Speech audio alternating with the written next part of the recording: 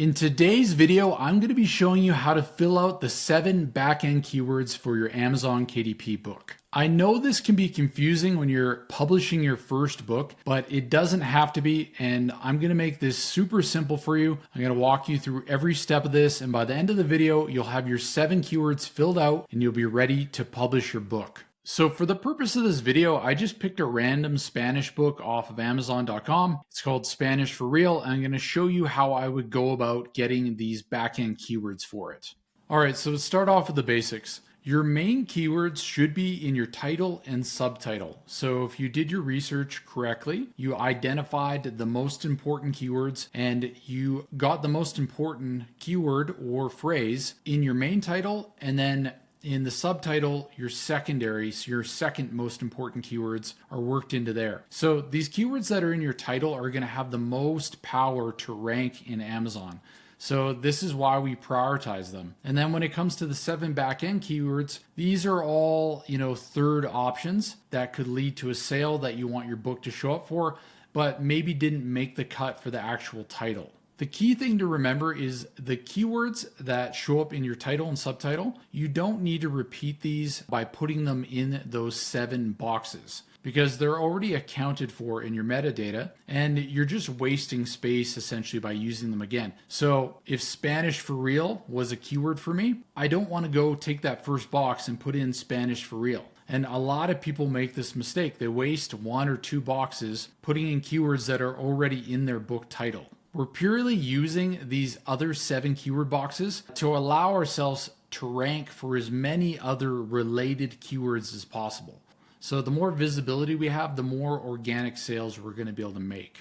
So there's 2 ways to think about this, and to be honest, it really depends on the book and it comes down a bit to preference. And then what Amazon does is it takes all those different keywords in all different orders. It creates as many different combinations as possible and allows you to rank for a variety of different keywords. Now, this is great, but it's not going to send a strong signal to Amazon that you want to really show up for a specific keyword phrase. So your book is likely to not rank high, even though it ranks for a variety of these things. And when you're off the first page, the odds of being found and someone purchasing your book is very low. But instead, I could say, okay, I've identified that Spanish short stories for beginners is a great keyword. It doesn't show up in my book title and I want to rank for this. I'm just going to put that 1 keyword phrase in because I want to send a strong message to Amazon that this is what I really want to rank for. And it's going to basically give you more juice. So maybe in the other scenario, a combination of keywords would have came together and allowed you to show up for that.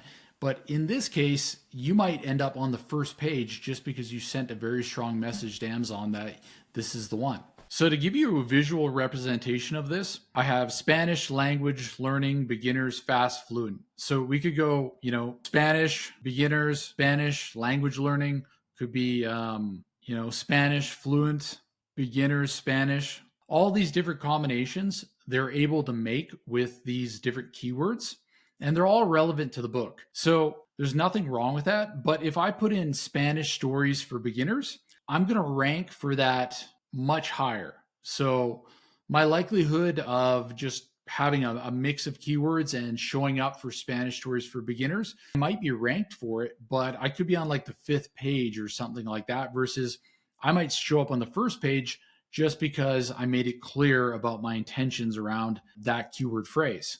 Now, what you don't want to do is break any of the rules when you're filling out these 7 keyword boxes. And some people do this on purpose to try and manipulate the system, and other people, they don't know any better. But right off the top, don't put in other authors' names hoping that you're going to show up for their name when someone types it in. A lot of people do this with famous authors. Books, the names of other famous authors' books, people put those in hoping they'll rank for them, but again, it's just going to get you into a heap of trouble. They put in things like best-selling. Your book could be a bestseller, but it's still not something that Amazon is going to allow. Advertisements or promotions, we don't want to put in free Kindle book or anything like that. But again, people are hoping that they're going to show up for something that gets searched a ton because a lot of people look for free Kindle books, but it's not something that you're allowed to try and rank for. But yeah, anything that is unrelated to your book's content. So just to make this crystal clear. Do not try and manipulate the system. It's just going to end up in having Amazon reach out to you or have an account problem. Just go and think about it from the perspective of someone that would buy your book. Like, what things are they going to be searching for? And that we are going to cover this in the next slide, and I'm going to show you how I find these. And then HTML tags, some people will bold or add some extra stuff to the keyword thinking that it's going to help them out, but just the keywords. So if your keyword is Spanish for beginners, just put Spanish for beginners. Don't add anything else.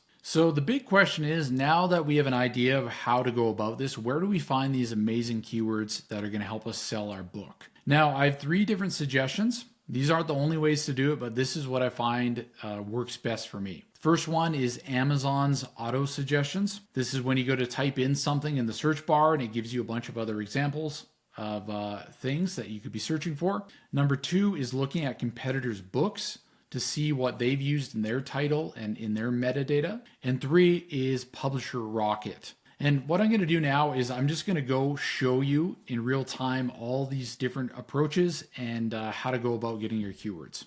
So I'm on Amazon.com and I'm just going to put in Spanish under the books section, and automatically you can see that it suggests different keywords: Spanish learning, baby books, Spanish for beginners, Spanish grammar. And then, if you add to it for Spanish for beginners, for kids, for dummies, for travelers, a lot of these could be really relevant, good keywords for our back 7. And the key thing is, the closer to the top it is of this list, the more it's being searched for currently. So that can change over time, but like things like Spanish language learning or Spanish for beginners, that's always going to be a pretty common one. So the next thing I'm doing is I'm putting in Spanish book to look at some competitors' books and just see, is there anything obvious in the title that could possibly be a good back 7 keyword? I'll make note of it and then I can look it up later to see what kind of search volume it might have. So learn Spanish fast. I'm betting this is something decent, and for adult beginners. This book is spending a lot on advertising and these are their main keywords. So I'm going to say that they're probably in pretty high demand. So I should take note of it. My book that I'm going off of called Spanish for Real, in this case, Spanish short stories for beginners. Probably something that I could look at if my book actually has some short stories in it as part of the training. Yeah, the short stories are definitely very popular. Learn Mexican Spanish for adults. And basically what I'm going to do is just go through a few different pages and just take note of anything that seems like it could be a good keyword. And then in this next step, we can actually look them up as well as find a variety of other ones. So next, we're going to go to Publisher Rocket. I'm going to show you how this tool works. It's not a must-have. When you're first getting started, these other suggestions are enough to get your first few books out, but if you want to be able to do really good research, this is an amazing publishing tool to have. Okay, so we're inside Publisher Rocket now. There's a lot of amazing things that this software does, but for our purposes, we're just going to go to keyword search. And we'll put in something broad like Spanish. And the cool thing about this is not only does it give you a ton of different keywords, it gives you an idea of the monthly earnings, estimated searches, and the competitiveness of it. So obviously, if something doesn't get a lot of searches and it's a red, like it's very competitive, then it's probably not something we want to use for our back 7. But you can see here how easy this makes the process. So maybe not for your first book, but if you're going to be publishing a lot of books, you definitely want to consider getting Publisher Rocket, and I'll stick it down in the description below. So you can do as many searches as you want, and you can even look up some of the keywords that we found during Amazon's auto-suggest or when we were looking at competitors' books. So we could put in beginner Spanish for adults or adult beginners.